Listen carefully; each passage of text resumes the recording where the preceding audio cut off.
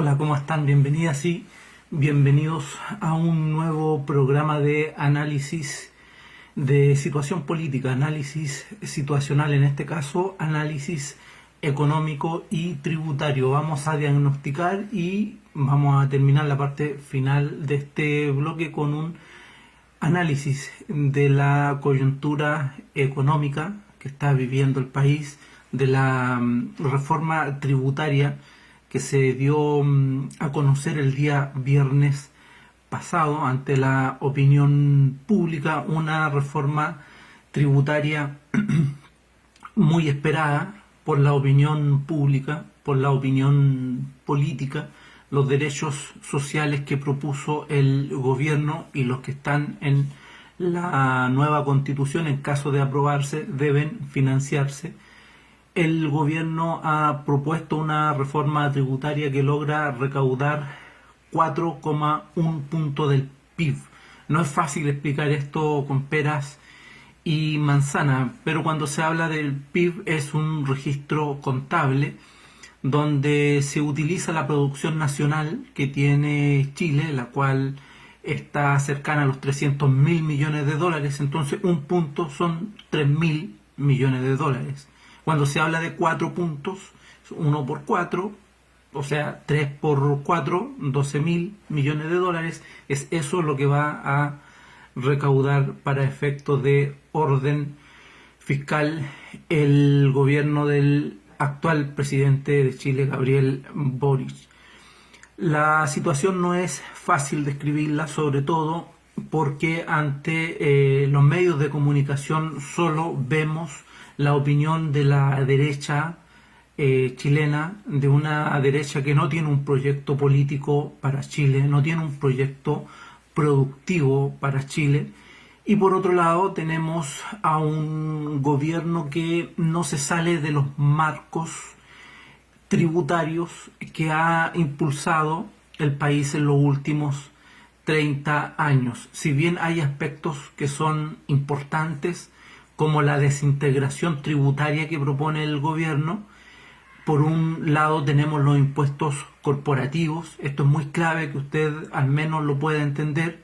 Los impuestos corporativos son los impuestos a las empresas, que en la actualidad tiene dos tramos. Un tramo está en un 27% y el segundo tramo tiene un 25%.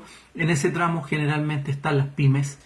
Y por otro lado tenemos los impuestos personales. Hay más de un impuesto personal, pero vamos a hablar del global complementario.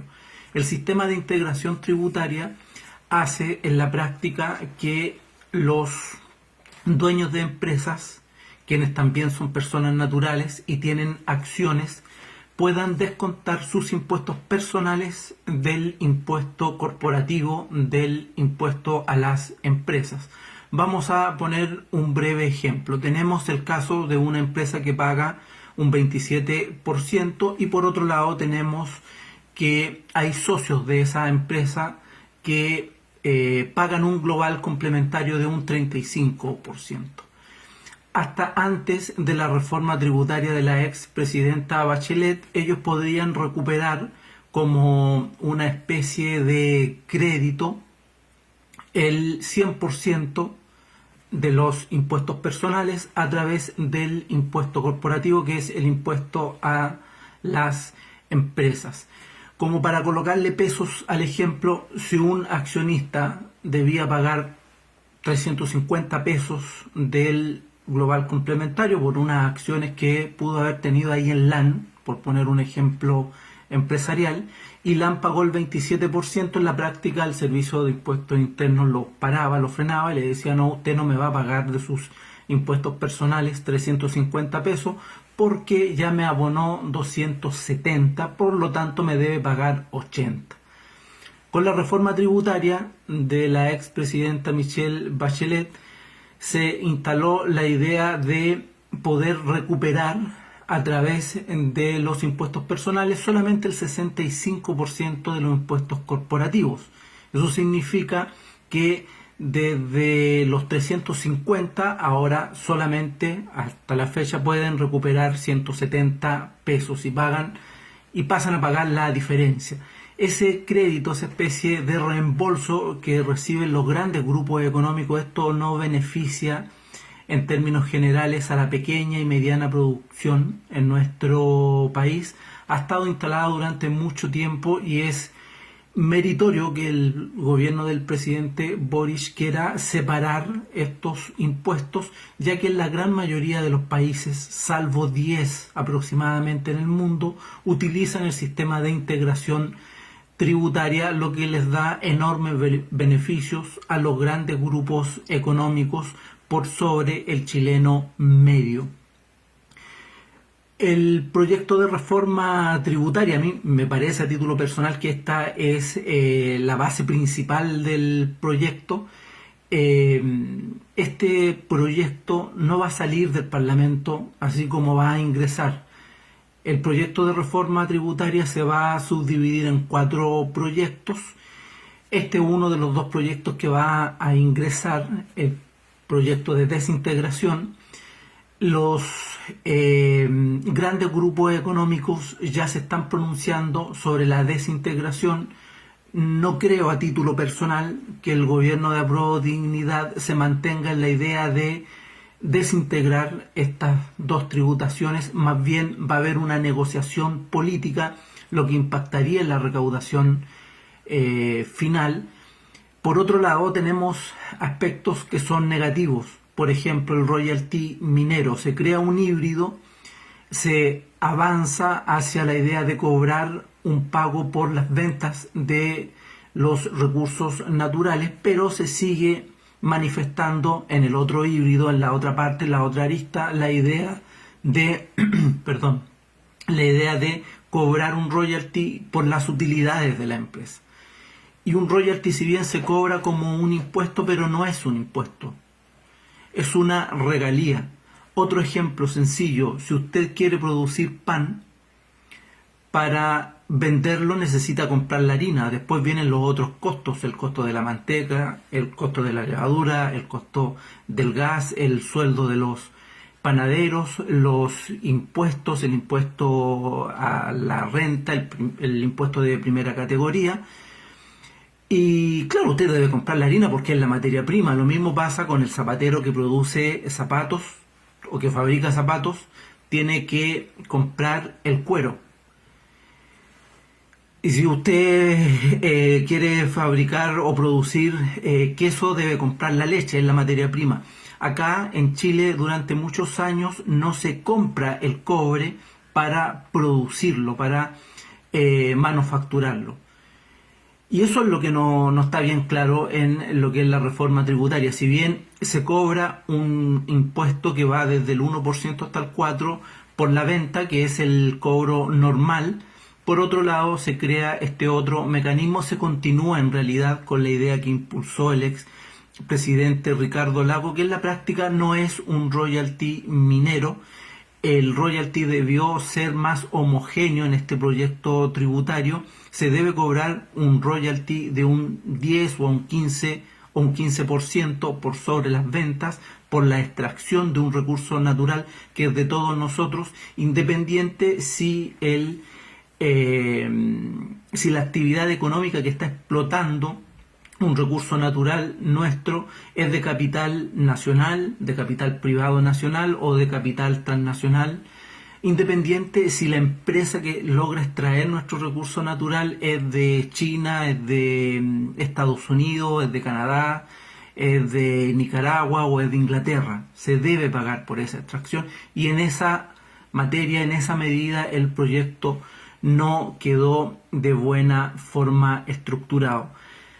Hay otras aristas que vamos a ir analizando después, como el impuesto a los arriendos, algunos beneficios a quienes arriendan una vivienda de lo que es su global complementario, es un impuesto único de segunda categoría, pero estas dos son las principales almas del proyecto tributario que se presentó. Por otro lado, no hay medidas efectivas para fortalecer la fiscalización del Servicio de Impuestos Internos, quien en la práctica siempre fiscaliza la pequeña y mediana producción de bienes y servicios en Chile, pero poco fiscaliza a las grandes corporaciones, a las empresas mineras que durante muchos años no han pagado impuestos al esconder utilidades con altos niveles de costos productivos. El país debe tener una buena recaudación. El día de ayer el gobierno anunció un plan de emergencia habitacional, la cual tiene un costo de 12.000 millones de dólares para producir 260.000 viviendas. El país, según registro del MIMBU, tiene un déficit de 650.000 viviendas. Yo creo que son más, no están contando a quienes arrendamos una casa para poder vivir, quienes tampoco tenemos una casa, estamos arrendando. Pero bueno, esa cifra hay que aclararla. Pero lo que tiene el gobierno y lo que tiene el MIMBU en este caso son 650.000 viviendas. Se va a avanzar hacia 260.000 en lo que se está planteando.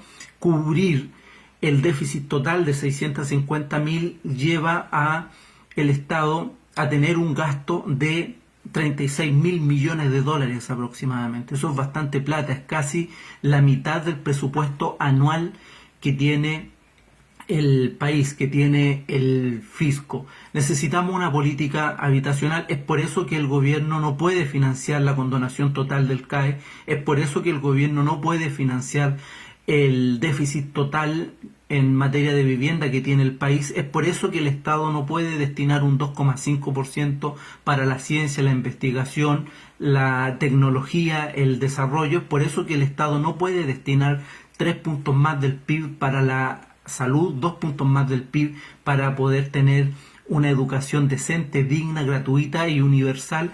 El presupuesto del país y la reforma tributaria que ha presentado el gobierno se queda bastante corta para las necesidades que tiene el país. Nosotros necesitamos tener una recaudación adicional de más de 10 puntos del PIB para poder responder a todas las necesidades y a todas las inversiones y los derechos sociales que necesita Chile. Y eso no está en la agenda del gobierno. La recaudación tributaria de 4,1 es muy acotada, es muy estrecha, es un avance, es un paso de tortuga para lo que nosotros necesitamos. Lamentablemente se sigue excluyendo del aumento en la recaudación presupuestaria, en la recaudación fiscal, la nacionalización de los principales recursos naturales, los cuales en términos de ingresos nos pueden dar la posibilidad y la opción real y concreta de llegar a una recaudación por sobre los 10 puntos del PIB, lo que significa poder recaudar más de 30.000 millones de dólares y pasar de un presupuesto de 82.000 millones de dólares a 110.000 aproximadamente, que es lo que nosotros necesitamos para ponernos a la altura de los países desarrollados. Vamos a estar atentos, vamos a seguir monitoreando este proyecto de reforma tributaria, vamos a ver las negociaciones que va a hacer este gobierno con la derecha. Es de esperar que la parte que más nos llama la atención a nosotros, que es la desintegración de estos dos impuestos, se mantenga y que no logre negociar con los grupos económicos y con la derecha. Sería un atraso que no es el que nosotros deseamos en términos tributarios.